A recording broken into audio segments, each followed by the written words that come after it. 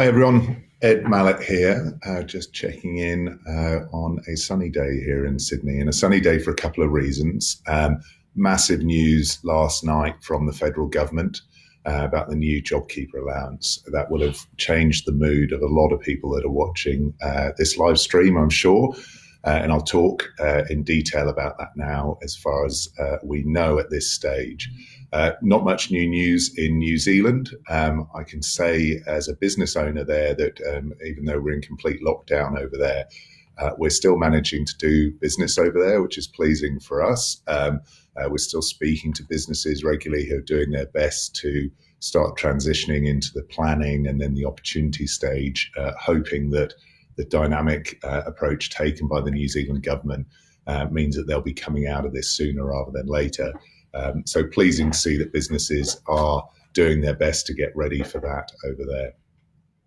Back to the news here about JobKeeper in Australia. I have to say, I went home last night buzzing after I saw the announcement. Very pleased to see that the government has really stepped up on this. And you might be saying, well, why am I so enthusiastic about it? It seems like it's less than the 80% offered over in the UK, for example. What seems to be getting offered here was $1,500 per employee if they're part-time, full-time, or they've been a casual for over 12 months. How is that anywhere near the 80% offered in the UK? Well, the big difference is this, and this is why it's an important distinction. In the UK, you have to have stood down or laid off your employees on unpaid leave in order to get that payment. So they call that furloughing your staff, which other people are calling mothballing your business, for example. So essentially, if you go into some form of shutdown or a proportion of your staff are not required to work, you can seek payment in the UK. This is stressing this is in the UK for those employees.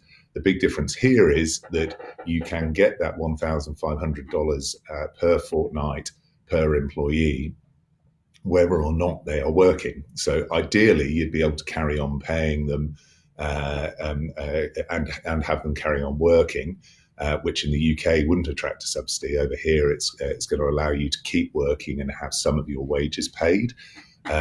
Or if necessary, then you can seek to put them on leave. And they can get that JobKeeper allowance during that period as well, which means that they won't be completely out of pocket, and you may choose to top it up by some amount as well. So a really exciting thing that, very broadly speaking, on a rough percentage, assuming that your business qualifies for it, you could be looking at about 30% of your wage bill being covered. There are some exceptions to that, and I'll go through those as we're seeing them at the moment. Every cloud has a silver lining, as they say, but I'm sure there's a flip side to that as well, which is that in this particular case, it's not all sunshine. There are some clouds, and there's the cloud that I'm going to talk about with this is that the government has sort of come out with a big announcement and asked us all to go back into the world of making sure we're employing people, maybe even grabbing those people out of Centrelink queues that have previously been asked to go on leave without pay or stood down, and getting them back into your workforce. Now, pause briefly before you do that, because at this moment, this is not a promise from the government, and I should stress that. It has to be legislated. It hasn't yet been legislated. At the moment, it's just an idea. Now, the government seem pretty convinced that they're going to get this through as legislation with limited problem. But there is a risk that you could see some adjustment from this. You could see the opposition take a view that it's simply not sustainable as a cost for the country. So those are questions that will be answered over the next 7 or so days.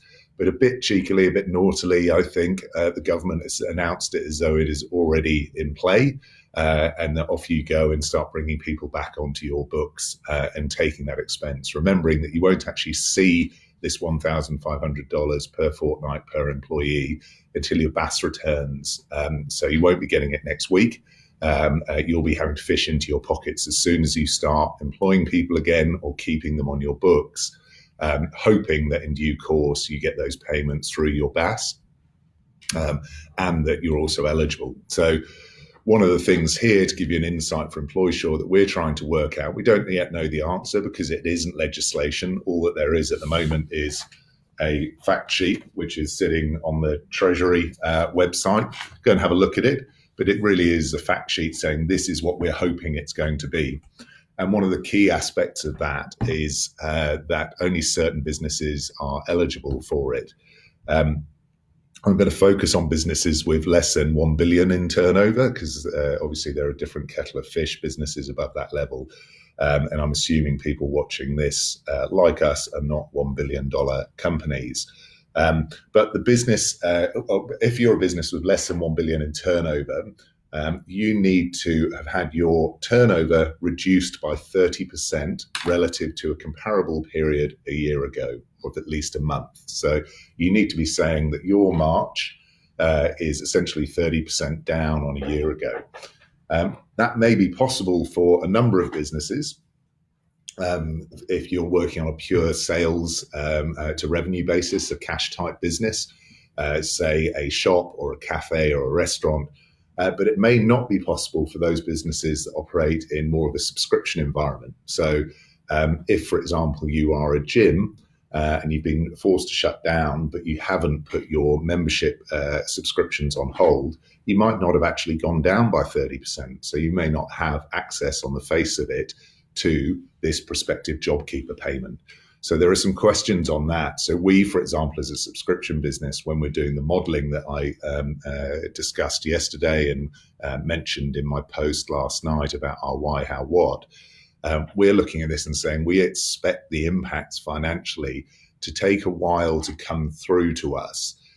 What we will see, we think, is that small businesses will have challenges that we will have to help them with in paying for subscription, but that doesn't hit us in March. It takes a few months to come through the cycle to us. And we hope that when that does come through, we can look at applying for the wage subsidy then. But at this stage, on our March, it might be difficult to actually get that subsidy.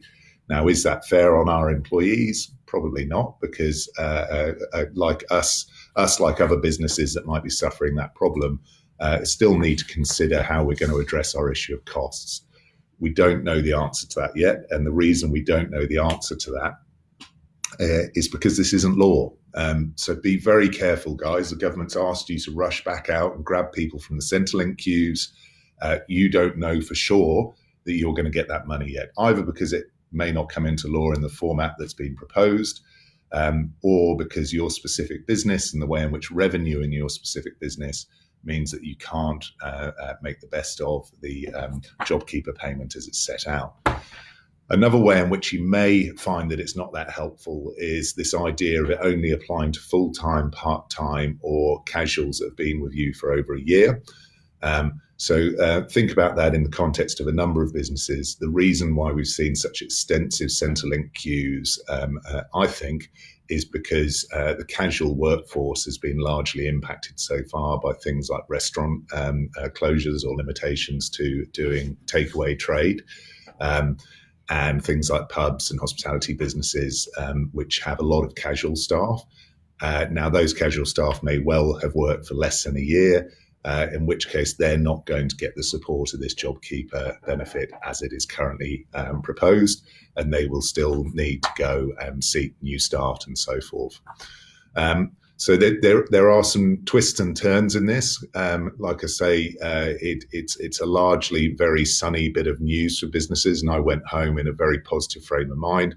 But I suppose I woke up this morning saying, well, I've got to be sure that I'm going to get it. Otherwise, it's not good news for me at all. It is, however, I should stress, very good news for a number of our clients. And I'm excited from that regard, regardless of what it actually means for EmploySure.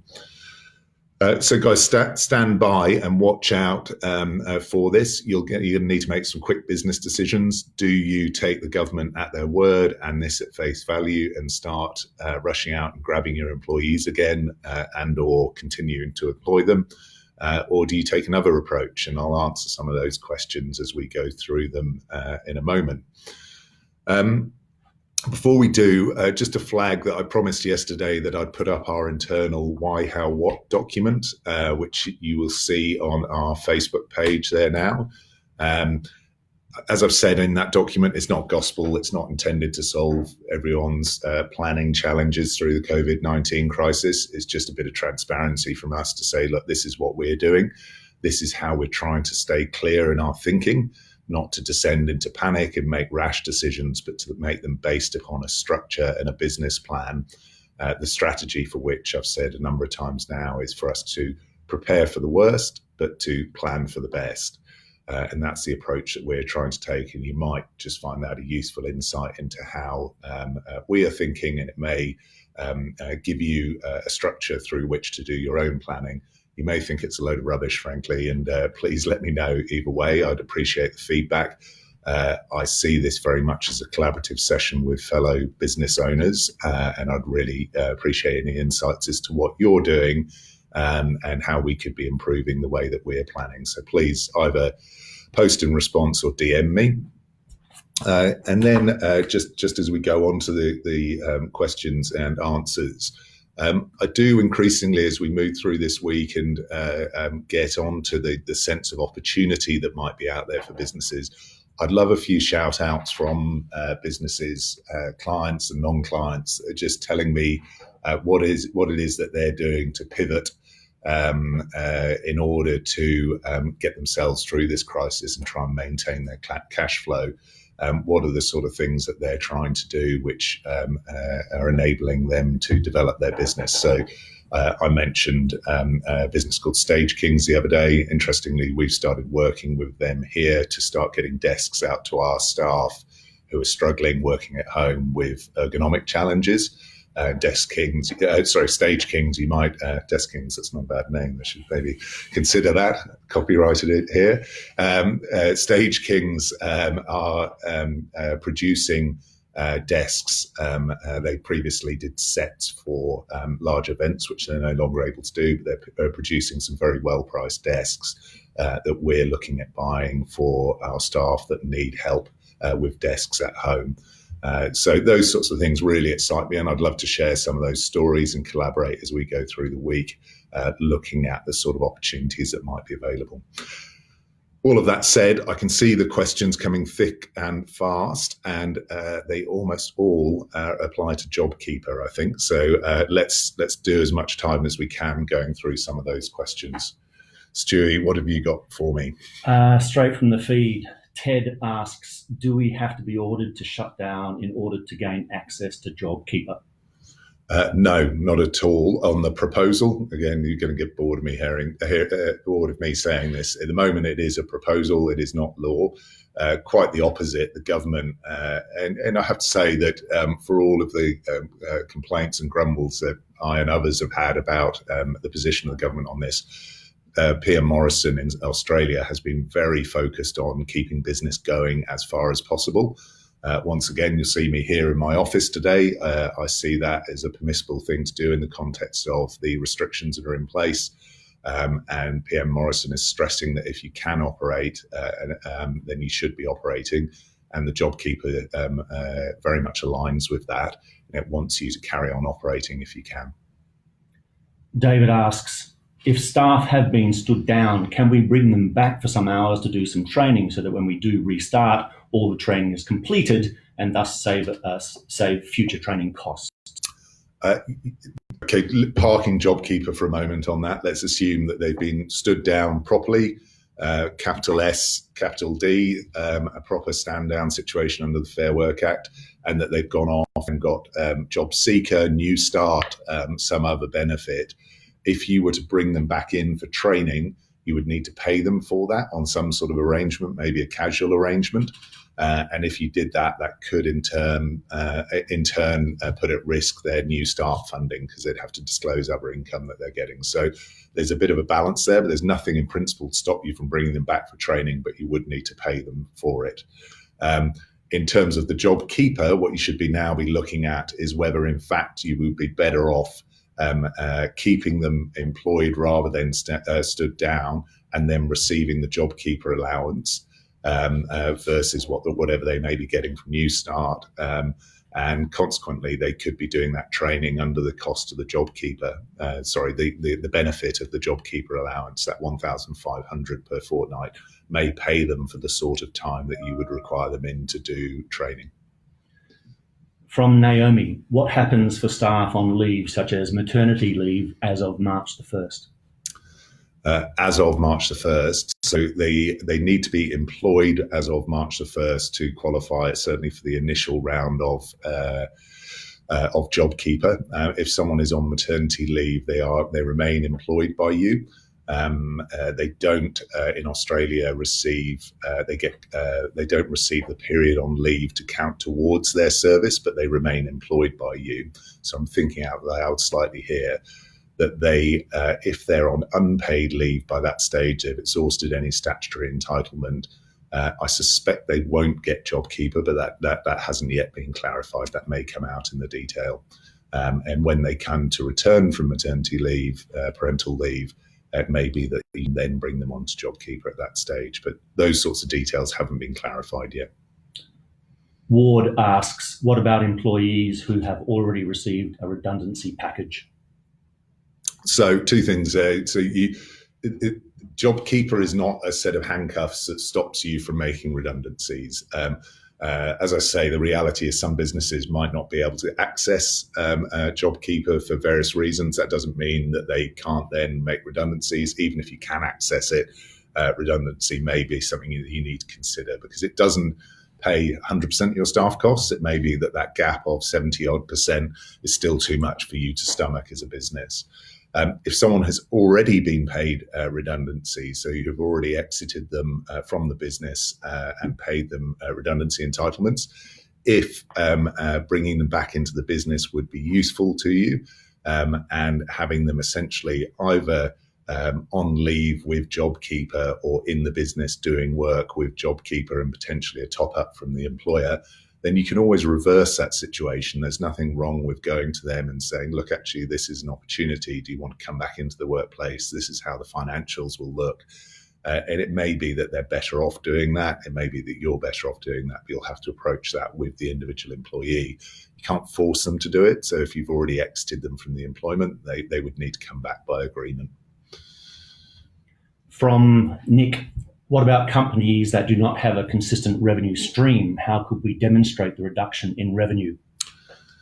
Really good question. The details aren't clear on this. Is the government, going to be very strict in the way it applies it, or are they going to look at things like, for example, your new business sales in any given month, even if you've got some underlying revenue? So again, for EmploySure, that's the way we would see ourselves impacted immediately. Is two things. We'd expect our new business sales to slow down. Second of all, we might see our clients with less ability to pay their ongoing subscriptions. And those are the things that we're planning for in terms of our planning for the worst, but we might not see that happen for a few months. So we don't know yet whether we're going to be applying, whether we can apply and whether we will be accepted for JobKeeper. That will come out in the detail. If you have inconsistent underlying revenue, and you may well, for example, have had a reasonable March this month, but you had a terrible March last March, and therefore it looks like you've had an improvement in that snapshot, I suspect that there will be bigger ways to look at this, more lateral ways to look at this, to show that in fact you're being affected by COVID-19. My hope is that the government doesn't take a highly technical approach, and that actually collaboration with accountants and so forth will be constructive in order to get businesses across the line. Ultimately, what you don't want is JobKeeper being undermined by the fact that people can't get it, and are consequently having to make redundancies, which is defeating its very purpose. So watch this space for the details on it, but there will be lots of questions around those sorts of things, just as there are, interestingly, in New Zealand, where the 30% downturn rule is also being applied to their subsidies. From Diana, an employee went from full-time for 3 years to casual just 2 weeks ago. Do they qualify? Yes, they, in principle, subject to how these rules actually get legislated, but they've been full-time for 3 years. They're now casual, but they would still have that 3 years of service essentially in the bank. So I'd be amazed if they didn't qualify when all the details are said and done, but it should be the case that they should. From Susan, do you have to be open as a business to receive this new JobKeeper for my full and part-time employees? You don't have to be open as a business, but you do need to have the employees on your books when you submit your BAS statement. So if you didn't have any employment outgoings, then there'd be no way of assessing you as having employees in order to pay you back through BAS or give you the credit or however it's going to work through BAS. So let's say your business was not operating and you had already stood everyone down on a true basis. Then you'd struggle, on my understanding, to get the JobKeeper because you wouldn't have any salary being paid out through your books at this stage. And you therefore wouldn't be able to get the credit back. You'd need to go and grab those employees back, put them on your books in order that you could in turn claim JobKeeper. Now, the risk is that because the details are so scant at the moment, if you go and grab them back, put them on your books, and something happens so that this doesn't legislate as currently being said to be, then you could end up with a situation where you've got those employees and a cost that you've been paying out to them on the presumption that you're going to get that $1,500 a fortnight back for them, and you don't. The government might be sounding very generous at the moment, but they're not really actually in a position to give a complete promise in that regard. From Greg, if an employee was receiving a wage of more than $1,500 per fortnight, are employers obligated to continue paying at that rate, or can they temporarily reduce pay to $1,500 per fortnight for those employees? Really good question. So an employee was receiving more than $1,500 per fortnight. Essentially, what are my employer obligations as a consequence? Do I need to carry on paying them more? Can I drop the pay to $1,500? I think the big siren that was flashing on the top of this last night for me as I was watching the press conference was that this is not any sort of rule, mandate, permission to underpay staff. So you can't suddenly say, oh, great, I'll just take the JobKeeper allowance and that's all I'll pay them, but I'll get them to do a 38-hour week still. If the people are working for you and they are completing work which commands wages either on a minimum or contractual basis over and above the $1,500, the starting point is that you have to pay them that, and you will receive essentially $1,500 back from the government for that. A quirk in this I'll come back to later on is that $1,500 doesn't attract superannuation, interestingly. So you would pay them over and above the $1,500. You top it up to what it is that they're due. Now, that doesn't change your entitlement to negotiate their hours and or their pay if they're being paid above minimum wage down to a lower level. So that your top up could be less than you might otherwise be having to pay people for the work that they're doing. Now, if someone is getting a salary over and above the $1,500 and they've essentially been stood down, then what you would essentially be saying is come back on board for the $1,500. You're not required to work during this period, but I will continue to employ you on the basis that you receive the $1,500. The risk is you're going to pay out that $1,500 every fortnight until you get that back through your BAS, if you do, because this hasn't yet been legislated. A related question from David, where someone works less than $1,500, can you compel them to work extra hours? You can't compel that. I was just scratching my head reading. I'm going to read out from this thing that was on this fact sheet again that was on the Treasury website, because this confused me quite a lot. So it says this bullet point: ensure that each eligible employee receives at least $1,500 per fortnight before tax.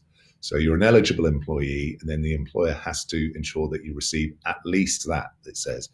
For employees that were already receiving this amount from the employer, then their income will not change. So if you're getting that or more, then your income doesn't change, subject to what I just said about negotiation.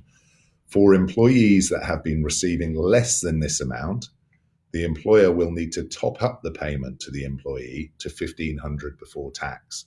So they're saying if you were receiving less than $1,500, let's say that you're a casual or a part-timer that's receiving under $1,500 because of the hours that you are working, it sounds from what they're saying that the government's just going to give a blanket $1,500, and your responsibility as an employer is to ensure that they are topped up to the $1,500 amount. So let's say someone was only earning $1,000 a fortnight from you. you would have to pay them an extra $1,500 because you're going to get $1,500 from the government. So the government is saying that you can't benefit from that $500 gap, essentially. So you've got to up the employee's wages. Now, you should logically be able to ask that employee to do more work for you, although that isn't clear from this. Compel is always quite a scary word in the world of employment relations. There's not many ways in which you can compel people to do things. So I'd say that you talk collaboratively with your employee and say, look, you're about to get essentially more than your current pay. Can you help me through this time and do this additional work? From Joe, can employers who have already been shut down, that is, who have full-time employees, pay out leave entitlements first before going on to job seeker payments? Or do job seeker payments take precedence? If you've got a true shutdown situation and a consequent stand down situation, there is no obligation to pay out annual leave and other entitlements before someone goes on to job seeker payments, new start type payments. There's no obligation, if you like, to clear out entitlements. In fact, there's a number of awards that wouldn't allow you to do that. So what you're doing is saying, I have had a shutdown, there is consequently a stand down. Those employees can go now and apply for a new start or equivalent. From Nikki, a related question. What happens for anyone that's taken a salary drop but is still working full time? Our whole team accepted a pay drop to help support the business and retained all the team. Well done to that business owner. So the question was, what happens if someone has taken a salary drop but is still working full time? And I presume the question is, what does JobKeeper do in that situation? So situation is assuming that you've managed to retain those people on full time but drop their wages not below minimum wage. I say well done because you've successfully gone through that negotiation with your staff, and it speaks volumes of your culture that they've been willing to work collaboratively with you. Now, what will happen with this is you'll carry on working them full time. They'll work for you full time. You will submit your BAS in the ordinary way, assuming this all goes through government and comes out the other side in the way Parliament, comes out the other side in the way that it is currently said to be. You'll receive $1,500 per fortnight per employee if they are part-time, full-time, and or casual over 12 months working for you on the 1st of March. So you will start to receive those payments back on the reduced wage. You can decide whether you actually want to go back to your staff and take them back up to their higher wage, bearing in mind you're now getting this support from the government. From Chelsea, for hairdressers that are still open but downturn is over 30%, do our workers need to be able to work specific hours for this? No, they don't need to be working specific hours. There's the rule, as I just went through, as to how much they're getting paid per fortnight. If they're getting paid less than $1,500 per fortnight, then you'll need to top them up so that you're not receiving a credit beyond their income. And in that case, you might be talking to them about doing additional hours. But let's assume for the moment that they are earning over $1,500 per fortnight.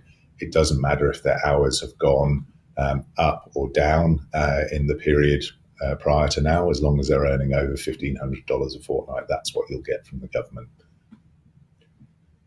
From Mary, I've engaged a contractor to assist me for the past 2 months during a busy time. Are they eligible at all for JobKeeper while in my company? If it's the question is, contractors being engaged, are they eligible for JobKeeper whilst they're in the company?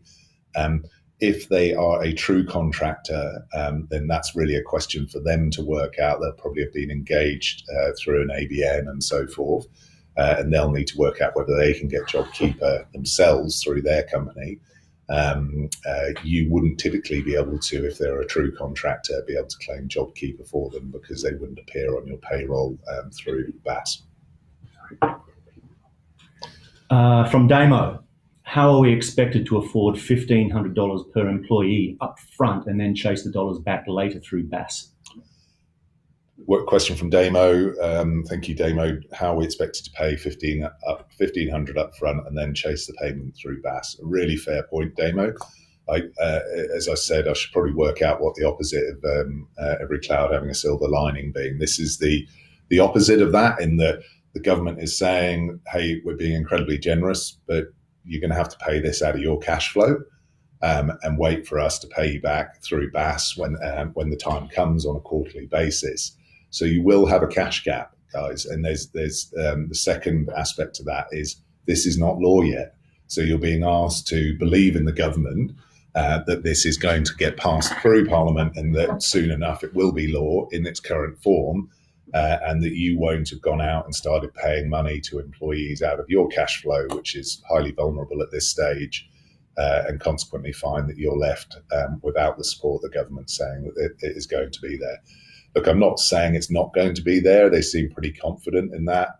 But there are plenty of questions that will be asked and should be asked before this becomes legislation.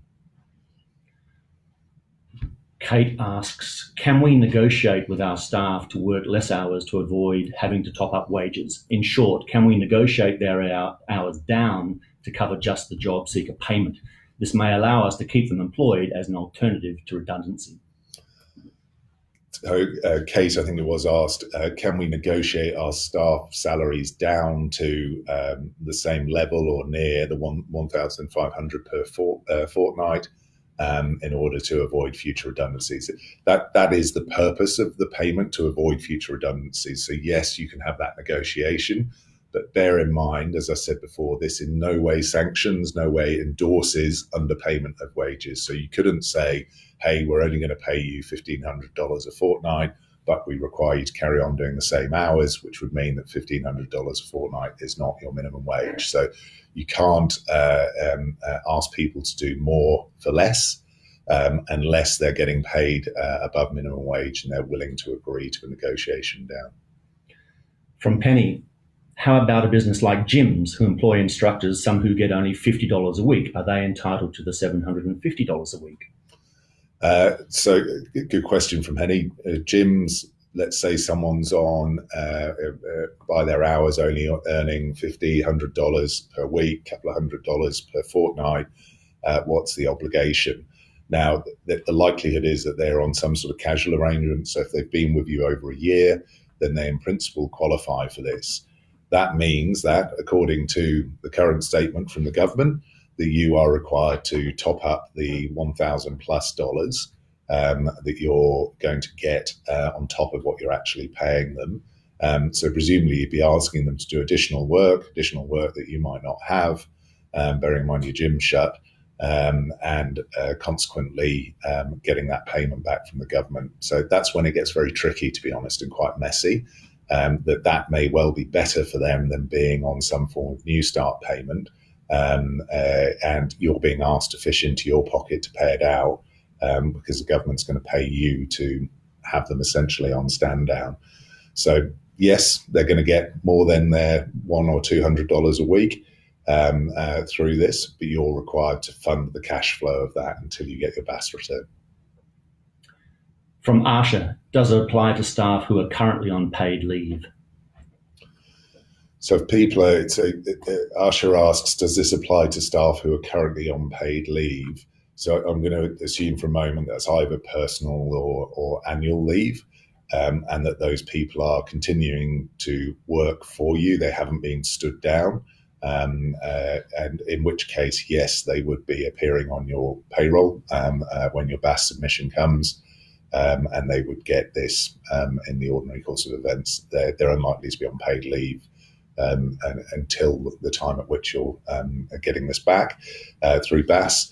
If the question is, I have negotiated unpaid leave with them and they're currently out on unpaid leave, what happens then? Then the answer, as I see it, is that they will need to be on your payroll and you will need to essentially start paying them the $1,500 per fortnight, even if they're not doing any work for it. So they are on unpaid leave, but you're going to give them $1,500 a fortnight, for which the government will then pay you back through BAS.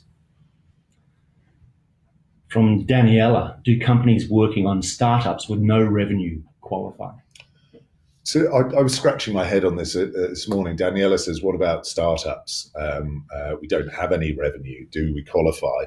And I think that question can probably go in the bucket of not all businesses are the same. We all have very different ways in which we earn our income. We're all at different stages of our life cycle. So you might have a startup as well. Sorry to sound like I'm not answering Daniela's question, but let's say you were a startup who last March was making next to nothing, if not nothing, in your revenue.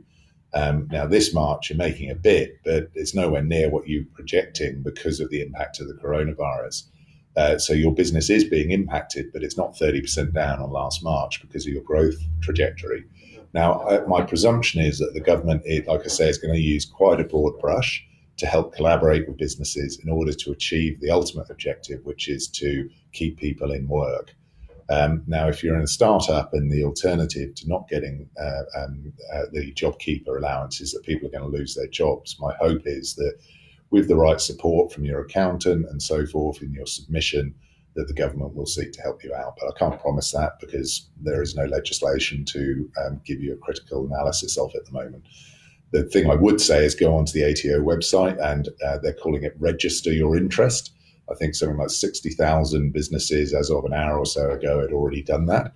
But that's all it is at the moment. You're not confirming that you're going to get it. You're just registering your interest. A related question to one previous from Justin. Should I be starting to pay my part-time employees $1,500 per fortnight now? They otherwise only earn about $600 per fortnight. Yeah, look, again, Justin is in that pain point, which is probably, now I'm hearing these questions come through, going to be a bigger pain point than perhaps I'd realised for businesses. And that is that part-time employees are not earning $1,500 a fortnight at the moment. They might have been stood down, they might be on agreed unpaid leave, they may still be working. Does Justin need to top that up to $1,500 now out of his own pocket? So to add to his burden, he's got to actually now increase his cash burn pending the BAS relief, assuming the BAS relief is going to come because at the moment he doesn't know that that's going to be the case because this hasn't been legislated. My honest advice to Justin would be don't do it yet. Pause and wait and see what happens here. Explain to your employees that you're trying to understand what is going on with this, but don't rush into it and start paying extra money out of your pocket at this stage. Stay in cash preservation mode and see how this lands once it starts to get legislated. From Soraya, can apprentices receive JobKeeper payments? I believe so, yeah. Again, details be provided, but they are employed and they should receive JobKeeper payments as well.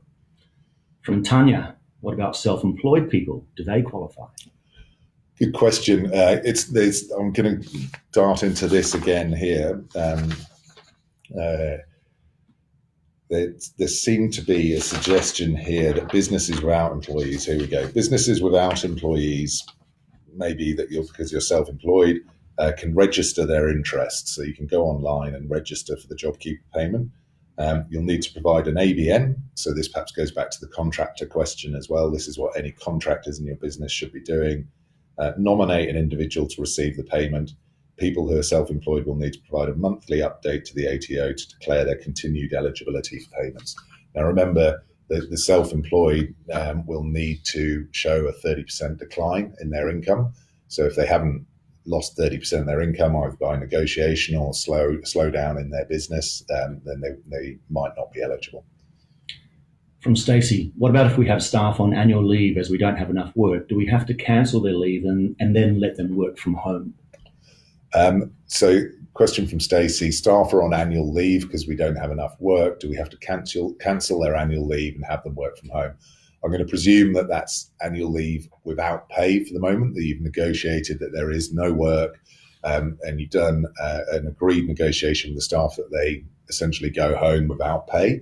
What you would do there is you would start paying them out of your own pocket, the $1,500 per fortnight, and then you would recover that through your BAS. So you would show that notwithstanding the agreed unpaid leave, you're actually going to pay them $1,500 a fortnight each. And you would recover that. The risk, of course, is that when that's going to come out of your pocket, it's extra cash flow burden at this time. And the risk is that once all is said and done on this, it doesn't look exactly like it's being suggested today. From Peter, who pays the 9.5% super, the employer or the government? And no one apparently. That's the oddity on it. So let's keep the numbers round for a moment. Let's say that someone was earning $2,000 per fortnight. Because the recovery of the 1,500 comes from the government, they're saying that doesn't attract the superannuation guarantee. Consequently, you're only paying super on the $500, as I understand it. From Andriana, can more than two people work in one office? They have their own offices but are sharing kitchen and toilet.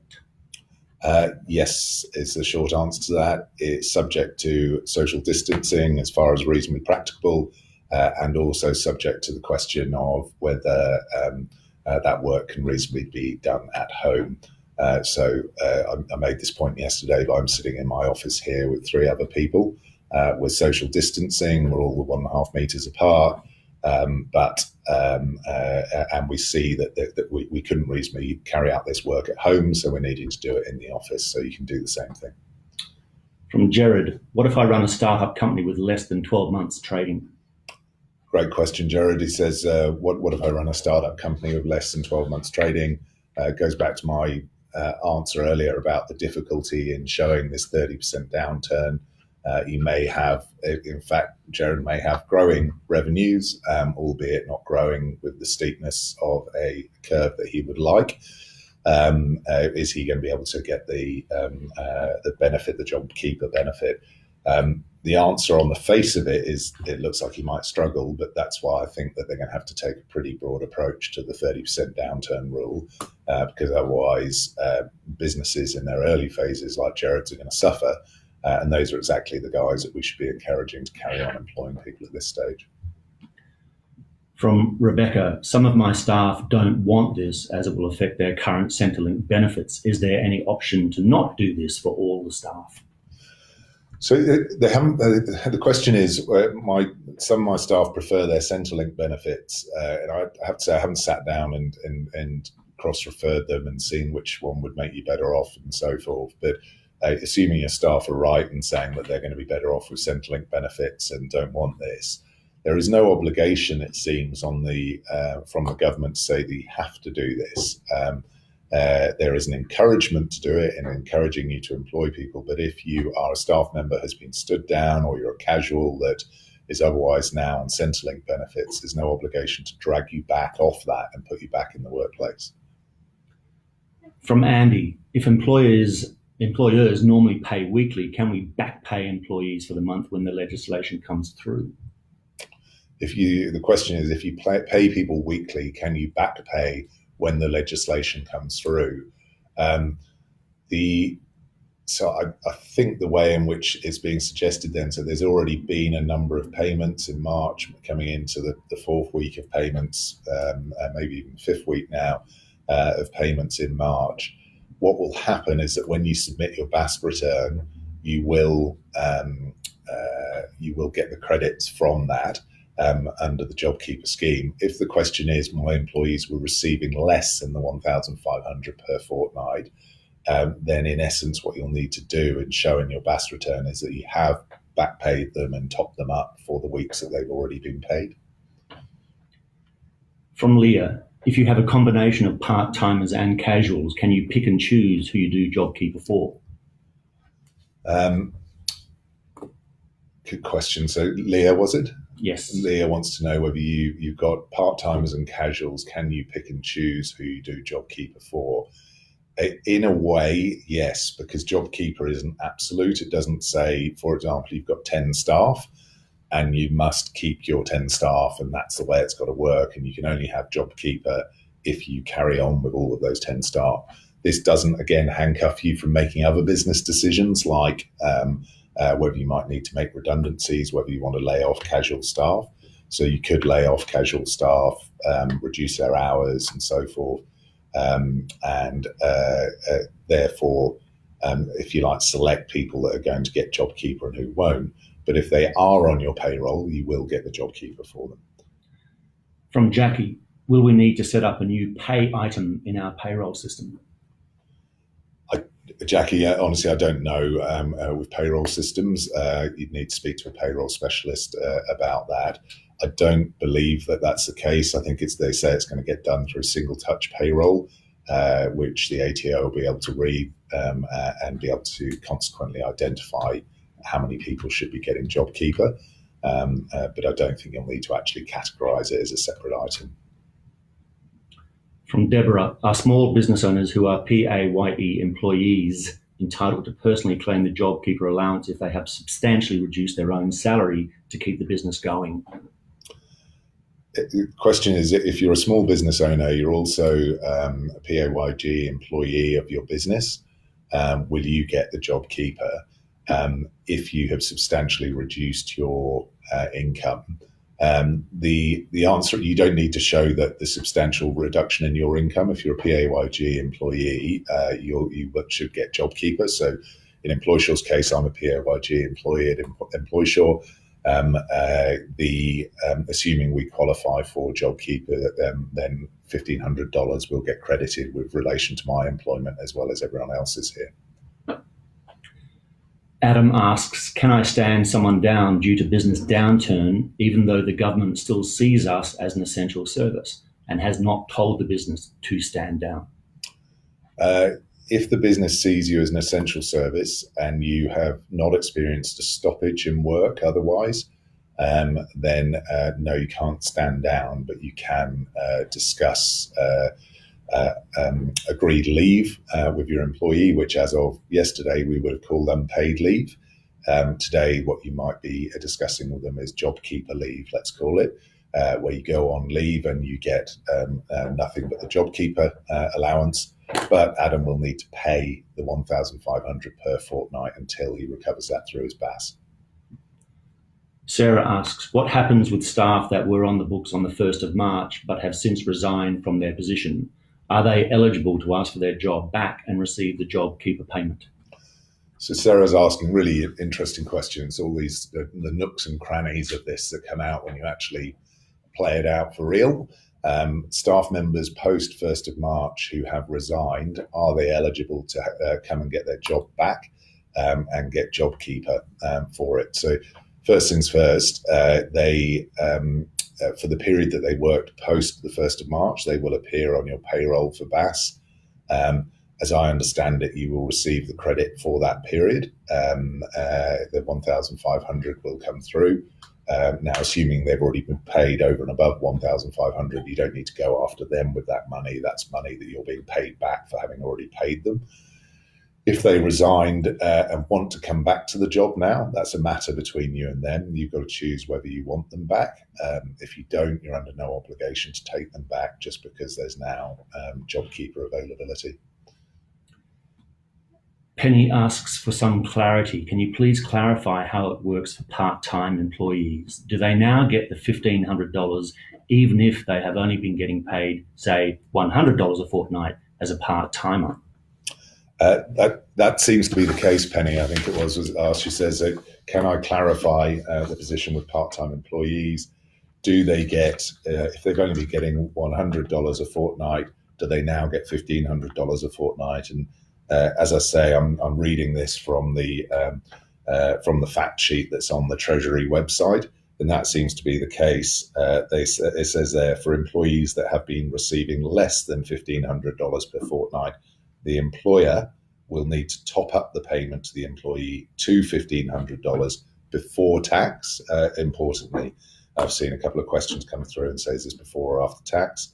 So yes, Penny is required to fish into her pocket and pay the difference between the $100 per fortnight and the $1,500 per fortnight, because ultimately she's going to receive that back from the government. So she needs to start paying more cash out to those employees, which is tricky. And I have to say, when I started this live stream today, I hadn't realised how tricky that was going to be for people. But the more questions that come through, the more I see this as a weakness in the programme. But these are the sort of things that will get debated in Parliament, and this is why I can't just take that fact sheet at face value and say that's exactly how it's going to work, because that's not law at the moment. Question from Bill. My March will look decent due to forward orders being finished off from summer. It's an air conditioning business. April is where we will start to feel the pinch. Would we be eligible from April onwards if March is too good, numbers-wise? Bill asks what happens if March looks decent, but like any good business owner, he knows that where his business is coming from, and he's worried about April. And assuming April shows a 30% downturn, will he be able to claim from April? The answer is it's unclear at the moment, Bill. Will you be able to claim from April, including March? Will it just be for your payroll from the 1st of April? No one knows at this stage because the rules about how they're going to calculate downturn and so forth are just not clear enough at the moment. And this is directly related from Angeline. We will see a downturn later than others. So do we wait until we have a confirmation from ATO to know whether we will qualify for JobKeeper before we start paying? Sorry, can you say that one again, Stu? Yeah. We will see a downturn later than some others. Do we wait until we have a confirmation from the ATO to know whether we will qualify for JobKeeper before we start paying it? It's another one about downturn. So downturn's not clear yet. Should we wait for confirmation before we start paying this? It's a big business decision that you don't know that you're going to get JobKeeper. Should you take the risk in paying it out and then finding you're not eligible? Honestly, my strategy here would be to say no.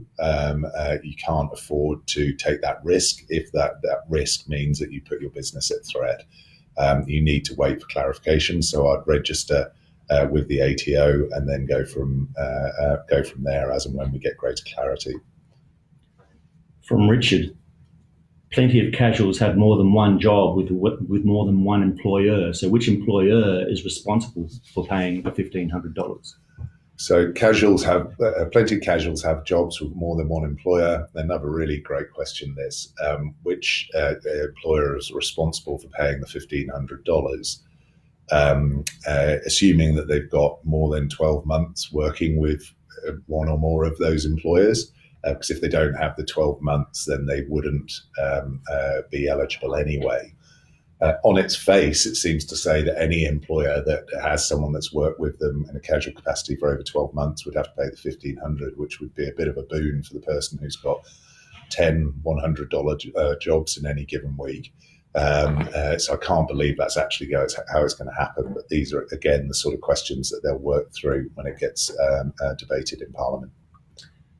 One final one from Helen. The government hasn't mentioned sole traders with staff. I don't get my full detail of my income until the end of the financial year as a sole trader. Do I still get the $1,500 per fortnight as well? So the government hasn't mentioned sole traders with staff. Do I get the $1,500 per fortnight? The circumstance being that the sole trader... I don't get my full detail of my income until the end of the financial year, being a sole trader. Because you don't know what your income is as a sole trader. Again, unclear at this time. The government hasn't mentioned it. Again, my hope is that they take a broad brush view as to what your 30% downturn shows. So even though you might not have filed your tax and therefore showing any decline in your income, that there'll be a more practical view taken to how you can claim this as a sole trader. So I'm just going to, we've been going best part of an hour, guys. The questions are still coming thick and fast. I'm more than happy to keep answering them. Just flag, I saw one point made by one of the viewers who said that on the superannuation, you do need as an employer to pay on the first $1,500 as well. I'll confirm that and I'll post that on here to make sure that no one's getting that wrong through their payroll. I'm going to read out one last question, which is Sabrina Smeaton's. I'm concerned that as a business, we jump on board on the JobKeeper straight away, but then we find we peak and trough through the 30% loss. Would the payment back, the $1,500 payment, be paid to us? Sabrina, another really great question. You're predicting that you're going to have your 30% loss. Next month goes well, and the month after not so well. You haven't had the immediate impact of COVID-19 yet, but you see it and then you don't. You manage to pivot your business and improve it. All of those questions need to be thrashed out by Parliament to start understanding it. And the only way I can see them coming to a practical resolution is that they're going to have to take a pretty broad brush approach. So when you look at countries like the UK, they don't have this 30% gate on it. And 30% is by the way, it's pretty arbitrary. You know, does the business that's only suffered 28%, they're still having a pretty awful downturn. But do they not get the benefit of this? You know, the government's going to have to look at this in a pragmatic way. That I hope means that we see some sense in the people that might otherwise struggle to work to that strict rule do get the benefit of JobKeeper, remembering the purpose of it is to keep people employed. So thank you very much for your time, guys. We will, as ever, go through these questions over the course of the day. We're also updating the resources on our website, employsure.com.au/coronavirus and New Zealand employsure.co.nz/coronavirus. Feel free to give us a call as well, guys, with any of these questions. We'll seek to answer them. Clients, call your normal client number. You'll see on our website a number for anyone that's not yet a client. And you're welcome to come through and ask us questions. I wouldn't ordinarily say that, but I tried myself to call through just as a test, see if the Fair Work Ombudsman was available to answer these questions, and they're suffering call wait times of well over half an hour. So if you can't get through there, we're here to help, guys. That's genuinely what we want to do. And let's see if we can help you with these questions as the day and days go on during this week and we see any further changes in any further detail. Thanks for your help, guys, and I shall speak to you via these questions over the course of the day, answering them as we go. Cheers.